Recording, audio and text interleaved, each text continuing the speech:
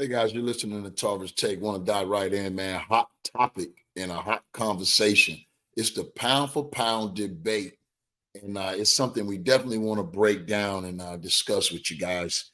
Myself personally, I think it's not even a discussion.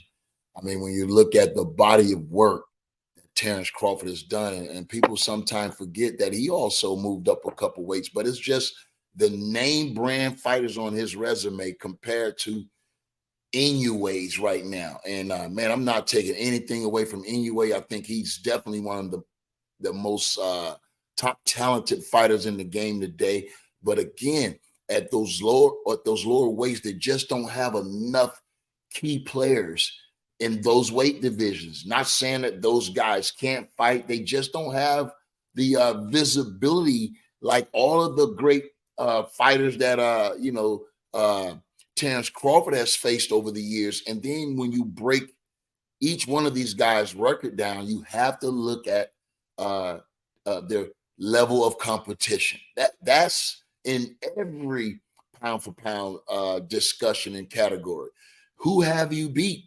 And and those names that are on Inoue's resume, even though these guys are talented fighters, they may be the best in that weight, but these guys aren't the guys that have gone to the Olympics, aren't the guys that are really sought after and have had, the eyes on them for years. You know what I'm saying? I mean, when you look at some of the fighters that Bud Crawford has beat on that big stage, you feel me? Now, Inoue is now coming along, and we have to think he's 30 years old, and the fact that he's been champion now for over 10 years. Where has he been? He's been fighting off the radar. You feel me? In his home country and in his homeland or what have you.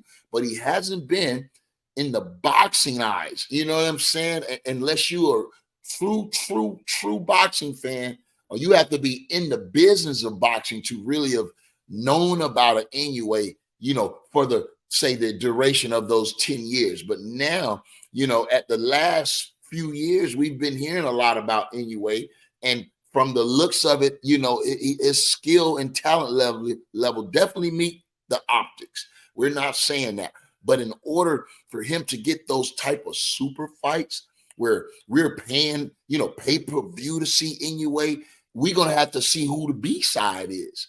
It's always who you fighting, A side, B side, and two great fighters coming together always make for bigger showdown. So anyway, even though he's collected belts, he's done that. He's two-time undisputed champion. He's done it within a little bit over 300 and a little bit over a year. So that in itself tells you that even though he's collecting belts, he's not facing top-notch opposition. And that has to be echoed. You know what I'm saying? But my thing is, I think it's disrespectful when you look at how hard Terrence Crawford fought his ass off to get to that top spot, man. And now he can't even get comfortable. Now they trying to compare, and you got it's that machine, man. It's working heavily. And you know what I'm saying? And they want to really, minimize some of the things that Crawford has done and accomplished because this really screws with his bottom line, bro. This man want to be able to hold that crown and say, I'm the pound for pound king of boxing. And that,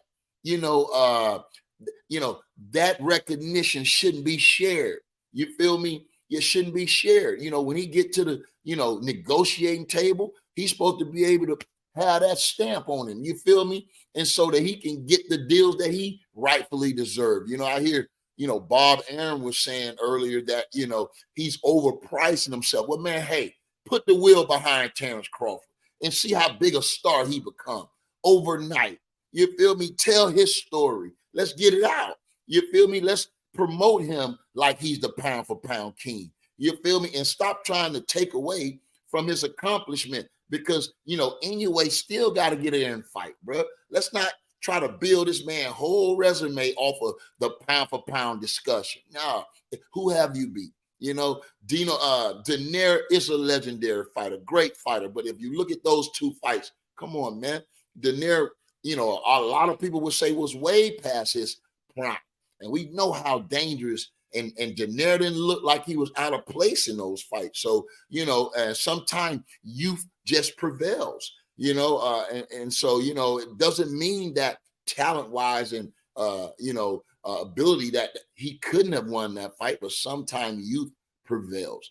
And I think when you look at that fight, I think that was the main reason, you know what I'm saying, that he was able to do the things he was able to do. Daenerys just wasn't, the fighter he once was, and that's boxing. But this is a great discussion, and I just want to let everyone know I'm not shunning anything that they're doing, but man, let's recognize it though. You know what I'm saying? And as boxing fans, we got to stand strong with Crawford. Not just because he's African American or American, but if that was the case, then hey, we gotta support each other sometime. You know what I mean? Because Crawford don't have that machine behind him. He's not signed to a major promoter. There's no one really marketing and branding the kid. But he get in there and let his boxing speak for itself. And when you're a true fan, bro, you know what I'm saying, you gotta respect that. You know what I mean? And hopefully we can see him in a fight real soon. Coming off of the Undisputed, hopefully they can get that rematch and we can see Errol Spence, step back in the ring and see what he's been working on. I mean, because, it has to be constant development. So that fight we're looking forward to. And hey, anyway, could put on some pounds and really get up there and face some guys, around that weight, Bam Bam. There's a couple more guys out there that's young and ready to prove themselves as well. But at 126, 122, it's going to be hard to find that type of competition. But hey, anyway, continue doing what you're doing, man. We ready to see you against the very, very best. You know what I mean? That's what boxing is all about. And so, and we're going to want to continue to see both of these guys rise, and when you talk about pound for pound accomplishments, you don't want to leave guys like Alexander Usyk out of that conversation, man. This man, we know his resume, and he has a fight that can put him, in a unfamiliar position by being undisputed cruiserweight champion as well as undisputed heavyweight champion. And I think that we only had one of those, and his name was Evander Real Deal Holyfield, if I'm not mistaken. I think he did unify, maybe, I don't know if he ever became undisputed cruiserweight, but I know he definitely unified. But this could be uncharted territories for a guy like Alexander Usyk, man. But he's facing the Egyptian King, Tyson Fury, so that ain't gonna be easy for nobody. You know what I mean? So can't wait. Excited for 2024, man. And until the next time, stay tapped in. If you haven't subscribed to my YouTube channel, please do, at Tarver's Take, man. The most informative take in boxing. Just remember where you heard it first, okay? I'll stay tapped in, and I'll talk to you then.